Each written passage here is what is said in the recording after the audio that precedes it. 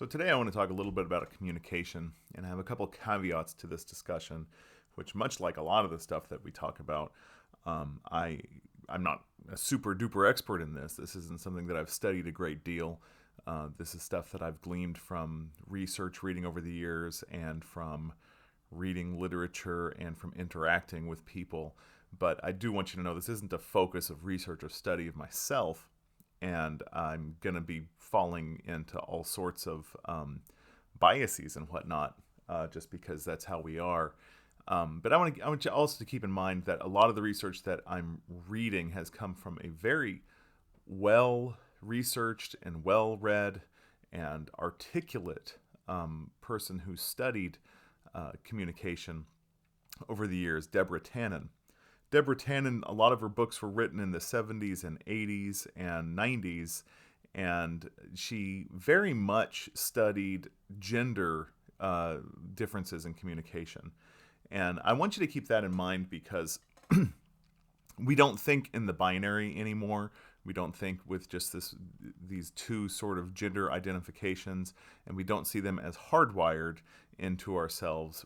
We see much more of a broad spectrum, and we see a lot more flexibility than Deborah Tannen's research does. She's making generalizations, and when you make generalizations, you do tend to fall into stereotypes.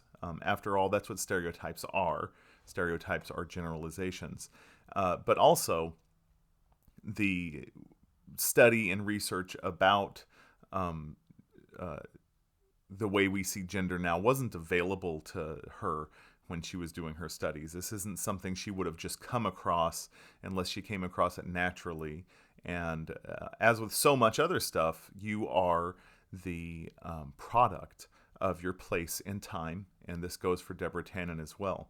So I know that I see a lot of both sides of the gender communication in myself, and I think that you'll see a lot of the both sides in yourself. And I don't think that Deborah Tannen ever intended this to be a you are this or you are that type of thing, so much as you can see these two different types of communication. So if in this conversation, I want you to be thinking of this more as like a yin-yang type thing, as different types of energy, different types of focus through communication that aren't necessarily based on gender. But nevertheless, if you go on and read a Deborah Tannen essay or two, you will see those gender distinctions. And I don't want that to get in the way of the astute clarity that she summons when talking about these two different communication styles.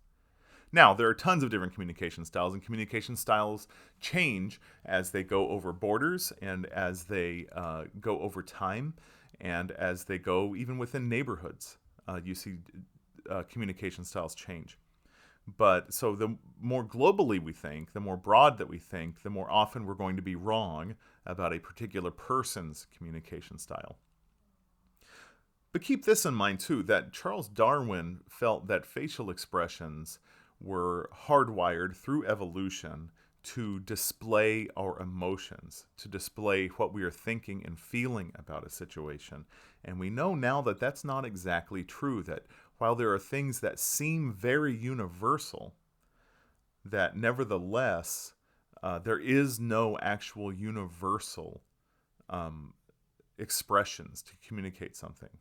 You might naturally smile when you're happy, and this might feel as natural as anything. But from what we understand now, we believe that your smile response when happy is cultural, that it is something you were taught from your childhood, from your infancy, to smile when you're happy, to make a surprised face when you're surprised, eyes wide, mouth wide. And this isn't stuff that, again, I'm expert in, but it's, for most of the time, you can watch somebody in a play, you can watch someone on television, and you can know what they are thinking and feeling because they're telegraphing it. They're showing what they think and feel through their body language, through their facial expression, and through their how nervous or how confident they are. And all of this seems hardwired, but it's not. All of it is part of our social conditioning. And things get especially tricky if you are not quite on the same wavelength as what is considered the social norm. So, for example, if you are nervous but telling the truth, chances are people are going to think that you're lying. And if you're very confident and telling a lie, chances are people think you're going to tell the truth. So that's part of our communication too, this nonverbal cues that we send that telegraph our intentions and telegraph how we are feeling. We can send mixed messages. We can telegraph one thing while actually communicating something else. And that's why you can deceive people. And deceiving people is just as evolved within us as trusting people. Actually, trust is more evolved into us. We tend to fall back on a default to truth. We tend to believe what somebody says to us. When we don't believe them, it's usually because they are telegraphing to us that they are lying, that there's something about what they're saying, where they're looking, the cadence of their speech, how nervous they are, that says lie. But that's not always true. As a matter of fact, everyone from you and me to professionals like police officers and judges and CIA agents get it right about 50% when someone's lying to us. When someone is lying to us, we believe them about 50% of the time, and we think they are lying about 50% of the time. It's actually we believe them about 45% of the time, and we think they're lying about 55% of the time. But that's balanced out by the fact that sometimes people are telling the truth and we believe they're a lie. So we're about 50-50.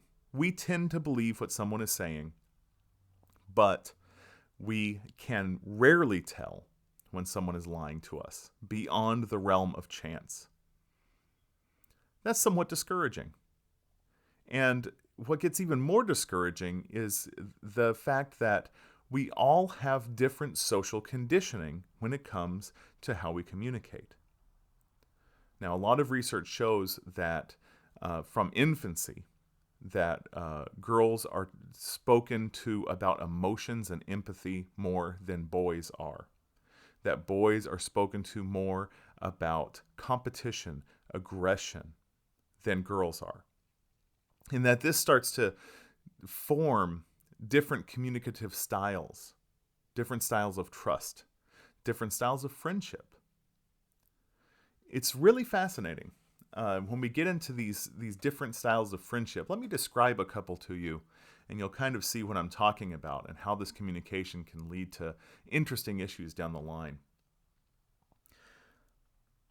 So there's one style of friendship that is traditionally seen as male in childhood, though we have all probably experienced groups like this, where the whole relationship is built around communication, where the friendship is usually in a large group, a group of maybe 7, maybe 8, maybe 9 people. And within that group, there's a sort of pecking order. There's someone who's kind of central. There's someone who's kind of on top of this group of friends. And there's a sort of central circle around them. And a lot of the bonding in this type of friends group is made over storytelling, over your ability to captivate the audience of friends and to tell a story usually about your experience that shows your ability to excel at some value that you and your friends group have agreed upon. Maybe it's dominating a video game. Maybe it's dominating a sports game. Maybe it's dating people.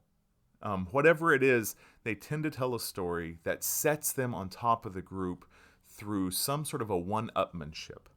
That they're able to say, oh yeah, you beat the mother brain in this much time? Well, I did this much time, or whatever it is. I'm making a Metroid reference. You might have no clue what that mother, what? Okay. Or a story about, an amazing play in baseball, or a story about, maybe you're like a super nerdy group and it's a story about your awesome computer sciencing. I have no idea how you would judge that, but I'm sure it happens. So my point is that you jockey for position in this group by trying to knock the storyteller off through your own one-upmanship, by telling your own story, by getting them off track and taking over the story. And so within this, there's a little bit of competition. And these friends tend to drive each other on through peer pressure to better accomplish things, whatever it is that you've decided is of value to your group, to do it better, to do it more exciting, so that you have a better story to tell when you come back next time. So usually in this type of friendship, you develop a very direct communication style. You tend to focus on problem solving, and you tend to focus on aggression, and one way or another. I don't mean necessarily violent aggression, though that could certainly be part of it. Whatever it is, maybe winning fights is what your crew is all about. And this form of direct communication doesn't have a lot of intimacy within it. It has a lot of camaraderie and a lot of perhaps trust if some of these stories become shared experiences.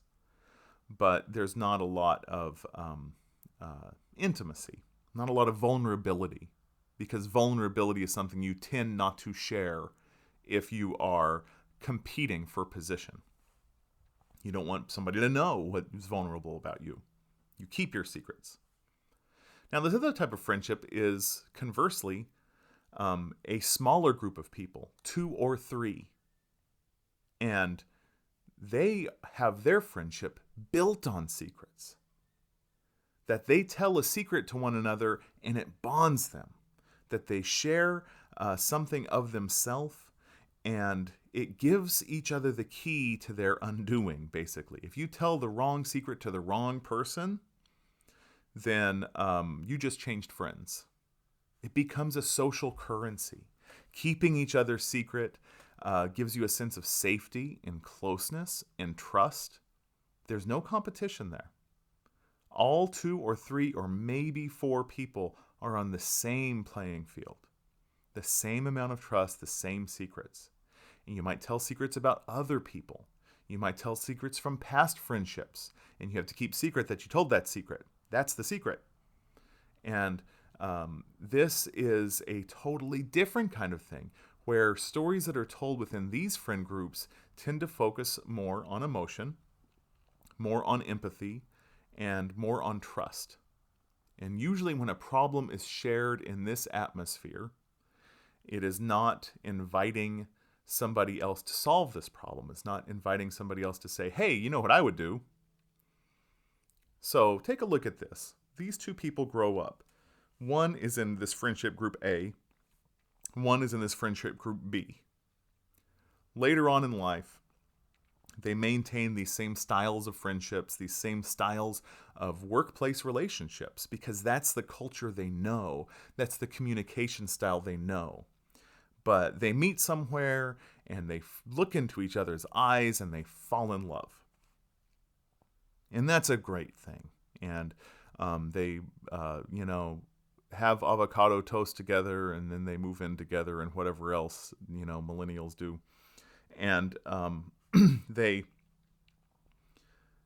have a tough time communicating in their relationship when it comes down to it. Because the person from style A is still exhibiting competition. And the person from style B is still exhibiting intimacy. So, the person from style B comes home one day after a long day at work and says, man, that was a rough day. And the person from style A goes, oh, what was so rough about it? And the person from style B says, well, my boss was being kind of a nightmare and wants this and that to happen. And, I just turned in those deliverables the other day, and they think that I should already be halfway done with the next batch. And honestly, it's just a little bit too much pressure. So I'm going to be working all through the weekend. And the person from style A goes, you know what I would do? I would tell that boss to screw off. I'd just walk right up to her and tell her a piece of my mind, etc., etc., etc. And the person from style B goes, oh, you just don't understand.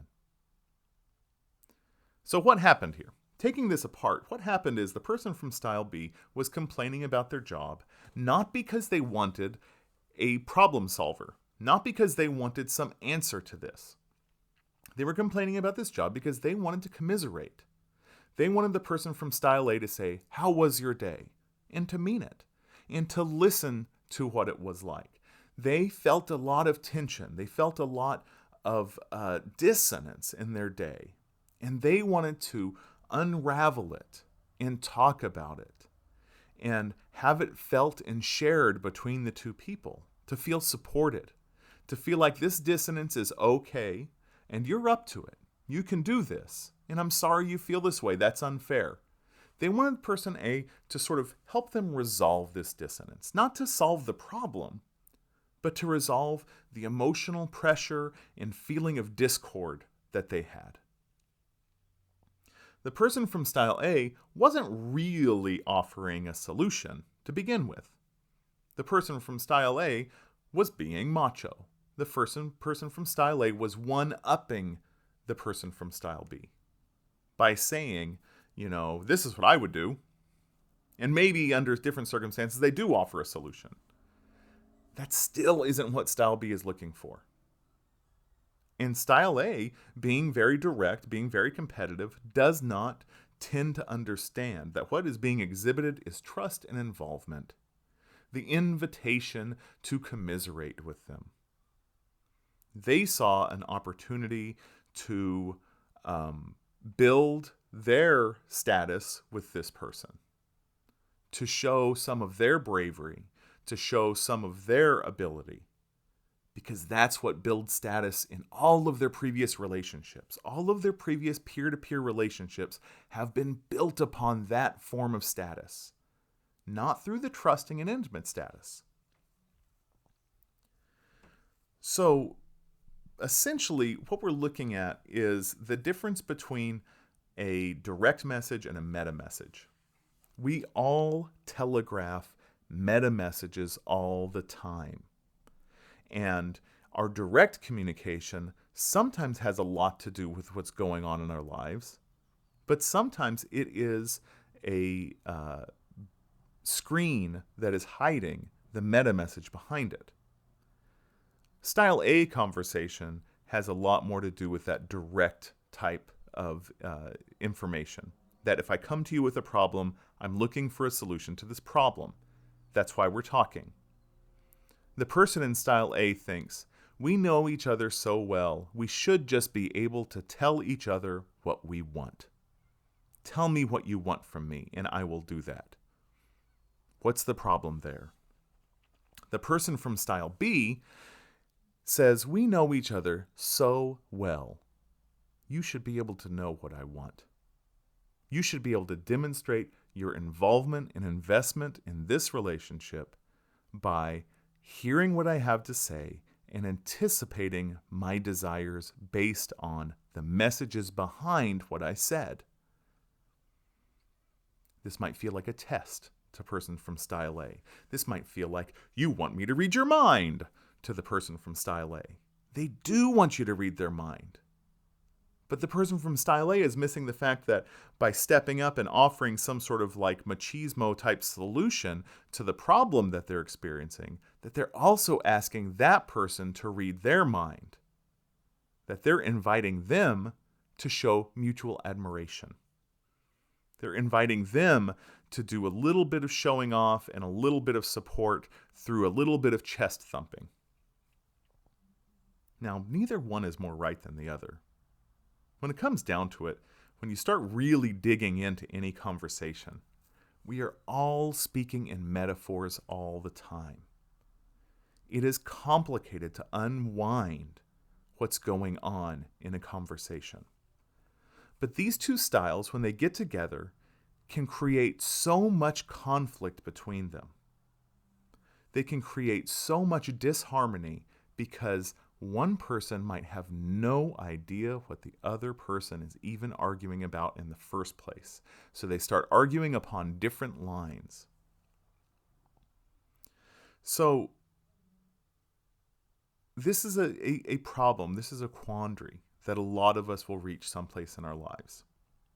And the reason I bring this up is because a lot of the ways to sort of decode the ways that we speak, the ways that we communicate, is hidden within great literature. People tell me all the time as an English teacher, people tell me all the time that it's ridiculous that we're always looking for these meanings inside these stories. You always want to tell me what it means, and it always seems like I have to be right or wrong with this. That Shakespeare is hard to read, etc. But we look for meanings in what each other say all the time. We look for meanings in something that happens at work all the time. If you're in the middle of a work meeting and one group of people is trying to change the game plan to what they want it to be, they're not going to do this directly. They're going to do it through, maybe showing some evidence, showing some skepticism, body language. It's not going to be just a direct attack on your plan. It's going to be different forms of positioning, different types of posturing. It might go through some of style A, it might go through some of style B, and a lot of in between. But you're forced in this meeting to decode what they're talking about and why. We always have to tailor our communication for our audience. I speak differently to my students than I do to my wife. I speak differently to my children than I do to my boss. I have different audiences. I will adopt a different style, different words, different things, different emphases, sometimes different opinions. Because my opinion is flexible to the company I'm keeping. Not on everything, but on many things. On many things, I'm going to have a different style with different people. And there will be very few people in my life that know, exactly what is more at core, that I'm more at core honest with. Because of all of these different factors and considerations. Now, my grandma was a writing teacher, and she had this great writing exercise. She had her students write a letter to a bank asking for $3,500 to buy a motorcycle. That they needed to borrow money, they wanted to buy a motorcycle. How would you argue this to the bank? And you got to think about this. Okay, you're going to talk about your financial solvency, your ability to pay it back on time, how the motorcycle is something that you need, so you're not likely to let go of it through repossession or whatever. You're likely to take care of it because it's their investment too, etc., etc. Now, let's do the same thing, but you're writing to a parent to borrow $3,500 for a motorcycle. That spins the whole conversation on its head. Depending on your parents, of course, you may not be talking quite as much about your ability to pay back the money. You might be talking more about your responsibility, how safe you're going to be, how much money you're going to save through having a motorcycle rather than a more expensive car that uses more gas, about how safe your commute to and from work is, etc., etc. Their first concern is going to be totally different than the bank's first concern. The bank's not going to be worried about you getting traumatic head injury, except that that's going to bother the repayment of the loan.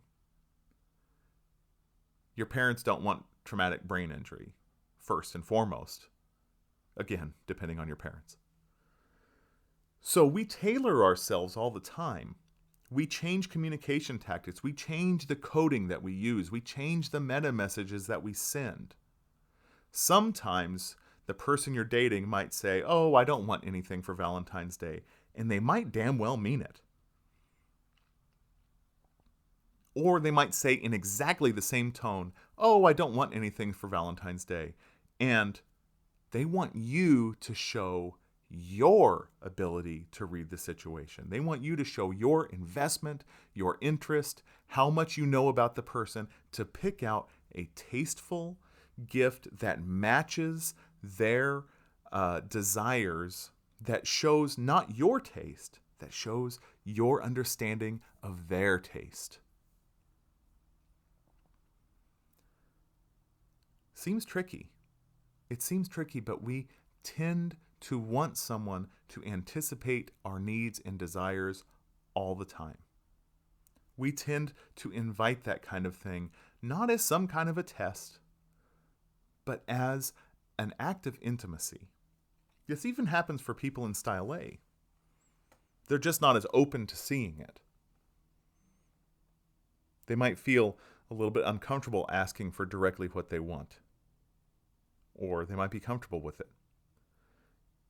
It depends on all kinds of factors, in all kinds of ways.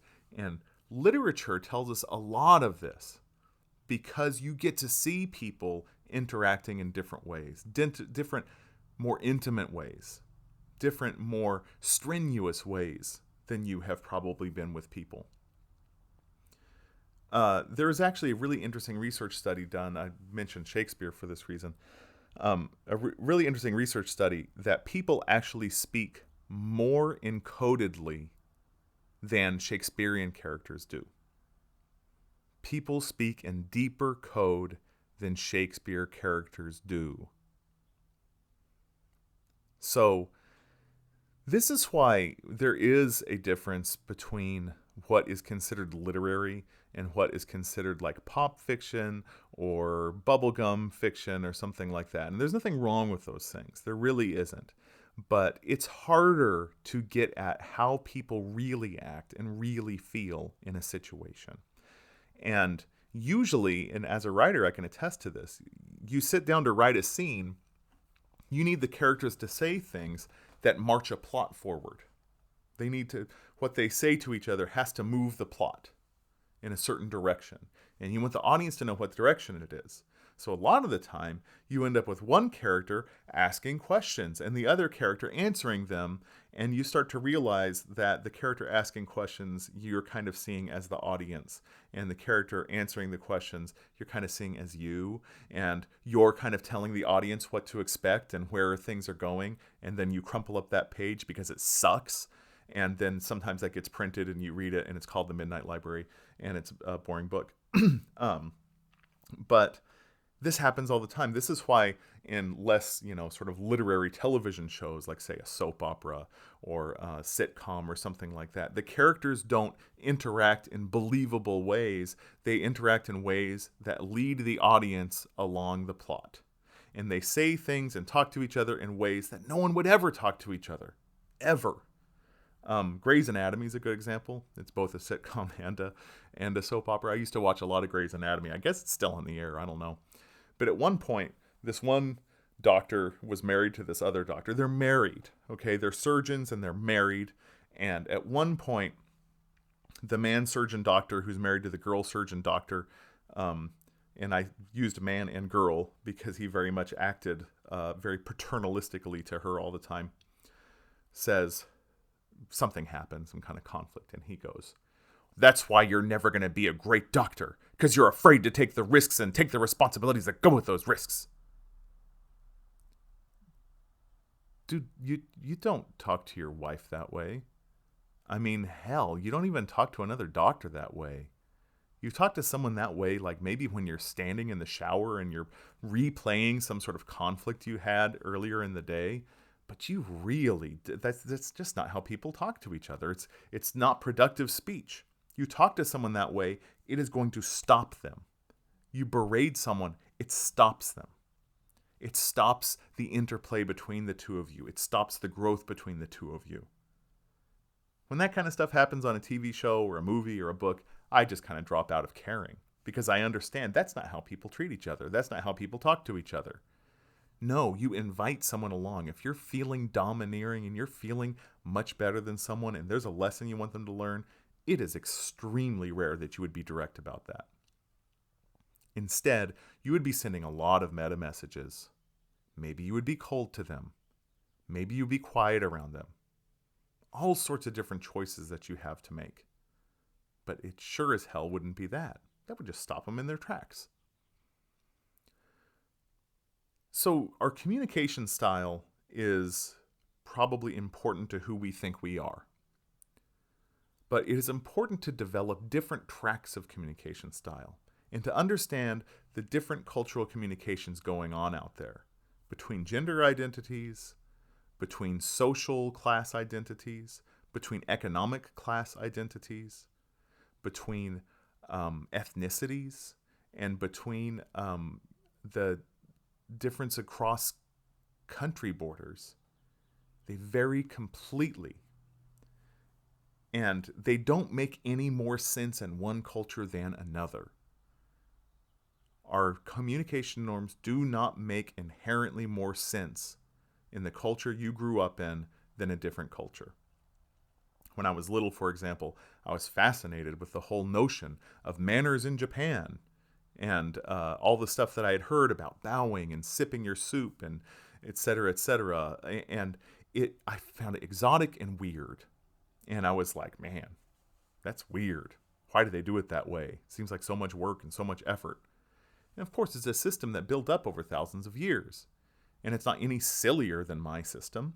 It's just a system that seems like you would have to adopt it because I didn't have to adopt my own cultural norms. There's probably no better example than the Victorian British manners that the upper class set themselves aside by having this system of manners that if you weren't born into, it was really hard to put it on.